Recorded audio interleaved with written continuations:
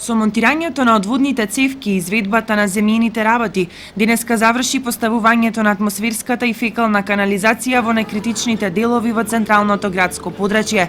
Тоа значи дека се создадени услови за прифаќање на поројните води, кои во услови на обилни врнежи се акумулираа на нениската точка на улицата Глигор Апостолов Гочо, односно непосредно пред основното училиште Свети Кирил и Методи.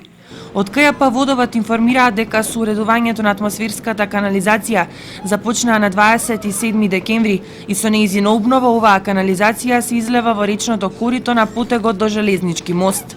Решавањето на повеќе деценискиот проблем со атмосферските и фекалните води со изградба на 7 решетки и други испусти на потегот од шопингот до основниот суд конечно ќе ги спаси најзагрозените семејства од поплавите кои во минатото им беа ноќна мора на кочанчани.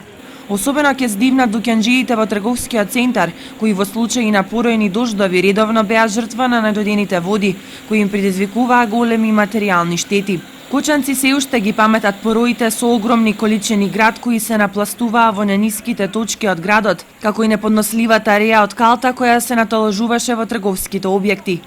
Новопоставената канализациона мрежа ќе биде на испит веќе предстојната пролет, кога при првите врнежи ќе се видат ефектите од поставените пропусни шахти и решетки.